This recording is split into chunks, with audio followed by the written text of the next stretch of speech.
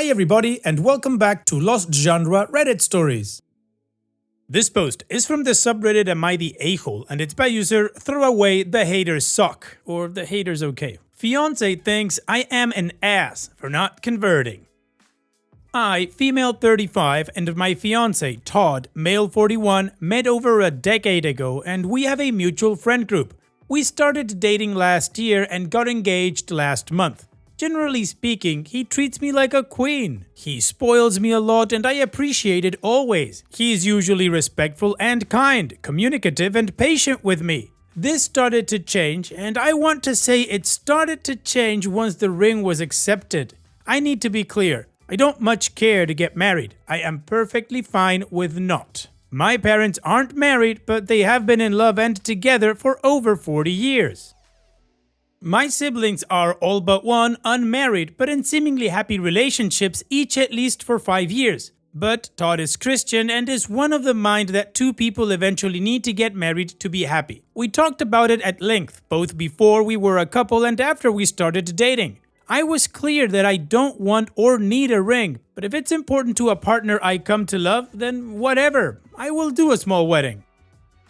He was overjoyed when he proposed and I said yes in front of pretty much everyone in our little world, but later said that I didn't seem excited enough and it felt like I didn't want to marry him.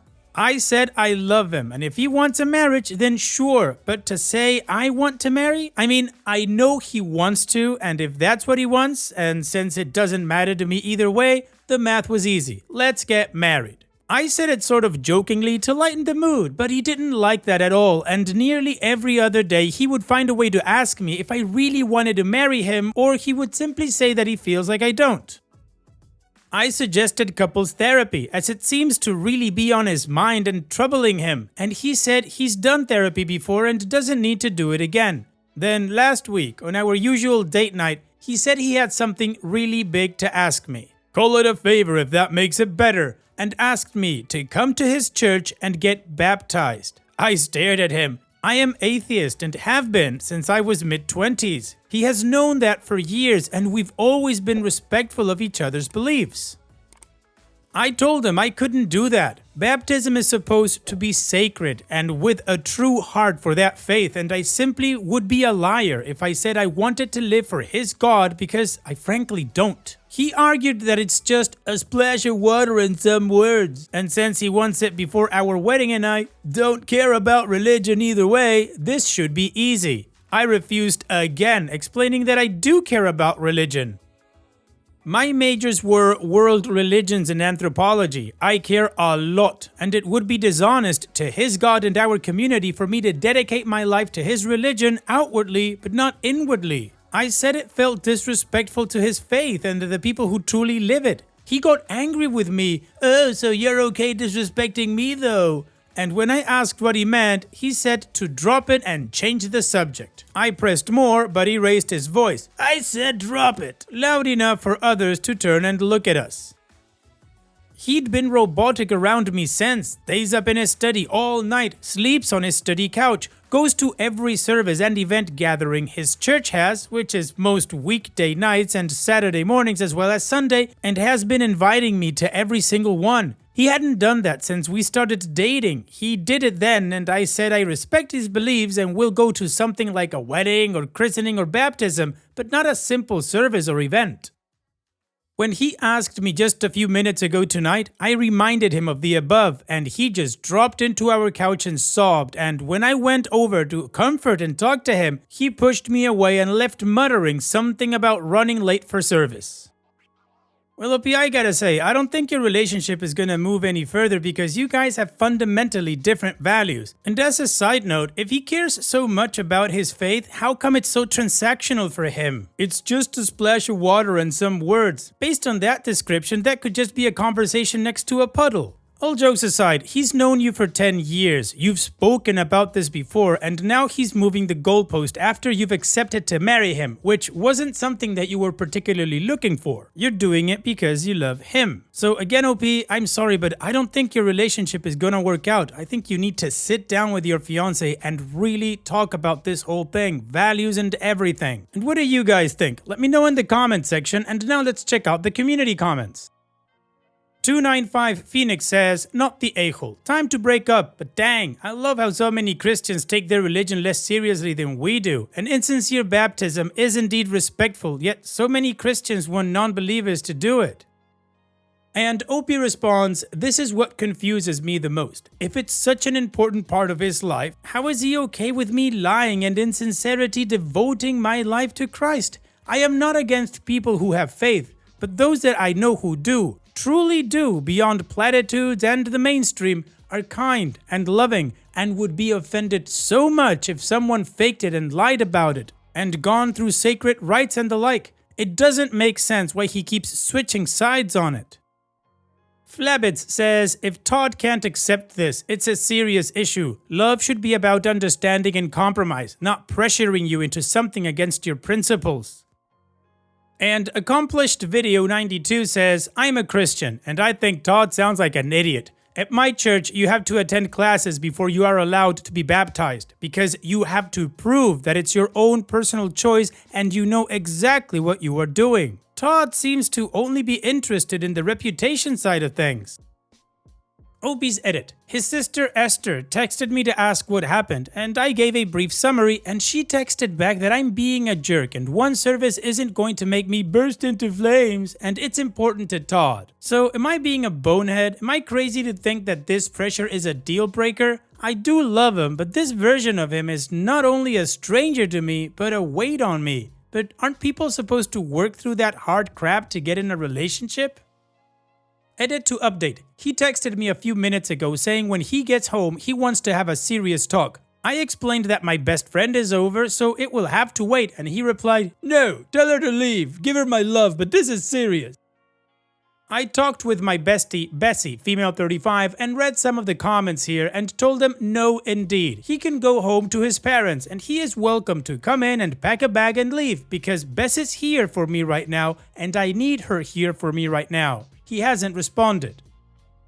Edit 2. He has never raised a hand to me. He would never, and if it's not for the reason I used to think, that he's not an a-hole, it would be at least because I am a military brat, both parents. So not only am I trained to defend myself, but my parents, would not take it kindly. A lot of people brought up kids. I can't get pregnant. I did want kids, and then this happened. So now I am okay with the idea of not having any. He said he was okay with that too, and we talked about just being dog rescue people. My family likes him. My father, a pastor, loves the guy. But no, I haven't told him about this yet. Finally, Todd is non-denominational and goes to a mega church in our state. Literally, thousands of people. No, it's not a requirement for marriage at his church for me to convert. Alright, well the community was around the same line as me, is saying that this is not going to go any further than this, and it sounds like that's what's going to happen. So now let's move on to the update to see how this story ends. Last week I posted about a problem between myself, female 35, and my fiance Todd, male 41, because despite having been respectful of each other's beliefs until now, he is Christian and I am atheist, and he now wants me to get baptized. It came to a head and he stormed out, so I called my BFF to keep me company since I was pretty sad and emotional. I do a lot for him and Bess, the bestie, and a lot of you here helped me see that the relationship as is either needs to have serious changes to it or it needs to end. Logical. But logic is hard to cling to when you're heartbroken. I think I already knew he wouldn't change anything for me. I did text him that night that he needs to go back to his parents' house. The house we live in is mine, and that I needed space. Guess he and his sister gave his parents an alternate version of events because they came by that night anyway. All of them. His mom, dad, sister Esther, and him. He had a key, so he just walked in as Bess and I are drinking on the couch watching Netflix. I asked what he was doing here, and his family came into the room behind him. I asked what's going on. The way he looked at me is unexplainable, but his mom pushed by him and just janked me into a very aggressive hug. She said that they were here to talk as a family and have a family meeting, and then told Bess she needed to leave. Bess refused. His mom turns to me and asks me to have Bess leave. I refuse. It's late and I'm not in a state to talk anything else. Please leave. It devolves into passive-aggressive disapproval that I won't take guidance from the man I plan to marry. His parents, his father is a pastor, sat down to give me what felt like a whole pre-planned spiel about how I'm an adult and need to act like one, and kicking a man out of his home for doing the right thing is a tantrum. His dad once even said that he is so disappointed in me and will be telling my father, also a pastor, about this. Gotta be honest, I was dumbfounded for 85% of this, and then finally, I guessed it was the booze, started to laugh and told him to get out. His dad refused and called me volatile and suggested I get counseling. I told him, this is my house and I will call the police and to get the F out. It was the first time I cussed in front of them. Pearls were clutched. I was called trashy and Bess held her phone like, okay, I am calling the cops. She asked you to leave. I heard his dad say, "You're not marrying that," as they left and they muttered other hurtful things, making a whole thing of them being sad and disappointed by me. They left, Todd packed a bag and left with them. He continued to text me invites to services. "It will help you," stating that he is concerned about me and the path I am choosing, that his parents aren't sure he should marry me, but he loves me and what's best for me. I told him I need space and to leave me alone, but he kept texting. I said that the wedding is off, and Sunday when I got home from running errands, he was on the porch crying. He had a handwritten letter that he wanted to read to me, but I said absolutely not and told him to go away. He kept asking me to think about what I am doing and how my choices affect more than just myself and more. I pointed to my doorbell cam and said I have footage of me repeatedly asking him to leave, and Bess was recording the night his parents and sister and he ganged up on me. Go away. He threw his hands up like he was going to strike me, and I just screamed. I didn't even mean to. It was so sudden and it scared me. He went to start apologizing, but a neighbor came out to see what was happening and he just left. I texted him to never come back ever. He is no longer welcome. I will mail his stuff to his parents, but he is no longer welcome on my property ever again. He tried to apologize, but I no longer care to hear any of his words. He did leave his written letter and I have read it, so has Bess. She keeps telling me it's just manipulation, but it just breaks me. The locks get changed tomorrow. Bess is helping me pack his crap. His father is picking up his stuff tonight. And I am just sitting here replaying the past week and a half in my head over and over. I know it's pathetic, but I am shattered. I haven't been able to really sleep yet, and I feel like I don't even reside in my own body anymore. Just going through the motions. Bess is staying with me.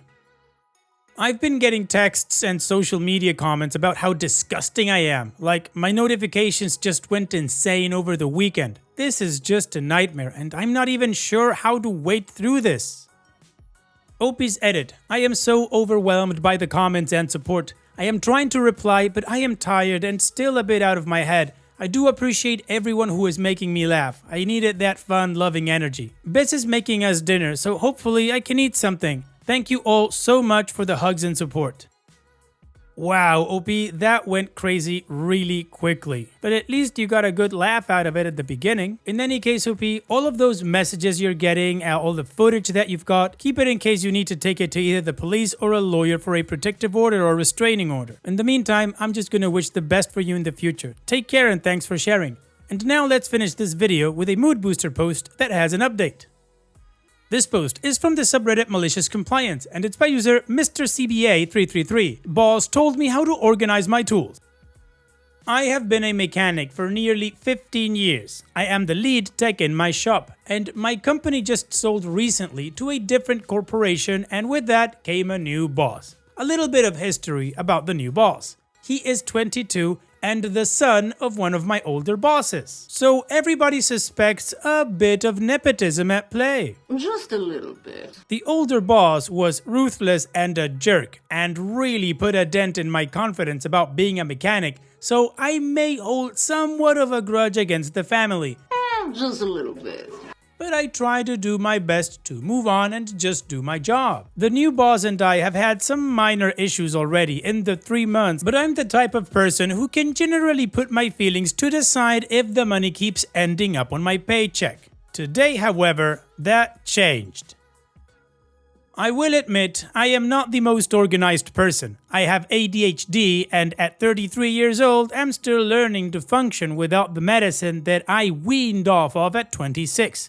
My toolbox is normally cluttered, but I keep all my tools in my area or on top of my box. It's the system that works for me. This morning, I clocked in and was about to unlock my box when the new boss came up to me and said, "You will not be working on cars today until your box is organized." I said, "My box is organized in the way that it works for me." He shot back with, "Not good enough for me or the company. I need to be able to find tools when I need them, and it needs to look neat and orderly for when corporate comes through." I paused for a second and said, "So you are telling me that you need to be able to find my tools that I have purchased when you need to use them? I don't remember signing that agreement." He nodded and muttered something about insubordination and that he would be passing off all the work to the other technician until it was completed to his satisfaction. I had assumed he was bluffing until 3 cars came in and all 3 tickets were handed to the other tech. I don't have any problem being told to clean up, and I would have even done it his way. But I had a problem with his tone, and this was messing with my paycheck. So while he was in the back doing tire inventory, I opened the top drawer of my box, spread my arms, and swept every single thing into the drawer that I could. I repeated for the second and third drawer until the top was clean. I used the same process for both of my smaller carts until each one could be closed and locked. Then I clocked out for lunch. I am currently sitting in my car in the parking lot eating lunch and browsing job listings while watching him try to open all of my drawers to use my tools because 3 more cars came in and the other tech can't handle 6 at a time. Wow, OP, what a jerk. But you did exactly what you were told to do. You cleaned up your area and you put everything in the toolbox like it needed to be. Maybe it's not the order that he wanted it because he wanted to use your tools, but it is what you were told to do. Now, I told you that there's an update to this, so let's move on with that to see how the story ends. I did not expect this to blow up like this, lol. I clocked back in from lunch and boss asked to speak with me. Apparently, he called the district manager and also his dad, who is a district manager of another district, for advice, and it sounds like they both told him to make it right, and that he could not afford to lose me. I know how it sounds, but it's true. He told me that he just wanted to make a good impression on corporate who would be coming through in a few weeks, and that he shouldn't have targeted me personally. He paid me for the 3 vehicles he worked on, and I let him know that I was willing to work with him, but if he ever spoke down to me again, there would not be a do-over. I would leave. He also inquired about buying his own tools. He's not a bad dude, just a little anxious, I guess. I suppose I will stick around for a little, as the paychecks are worth it and the drive is convenient, and I have a wife and a house to pay for. As for some of the responses, yes, I am somewhat of a slob with my toolbox, but I also average 10 to 15 cars a day, so I don't always have time or the drive to neatly organize my tools daily. He said he will be bringing his toolbox from home and calling or texting to ask to borrow before borrowing. I guess I am somewhat of a rare mechanic, as I don't mind people borrowing my tools as long as they are put back. Also, the empty toolbox comments. I own all 4 of my toolboxes, so they would be coming with me if I left. Thanks for the support, guys. Seems like maliciously complying paid off for once. Finally, sorry for the confusion. Nobody took me off my meds. I weaned myself off leading up to my 26th birthday, since my personal health insurance would not cover it and my parents' plan only allows me on till age 26. I'm adapting still. Slowly but surely. Well, OP, your boss taking accountability for how he treated you, paying you for the cars that he did using your tools, and then asking about bringing his own tools, I think that's a good step forward. Hopefully, things keep getting better. Thanks for sharing, OP, and take care.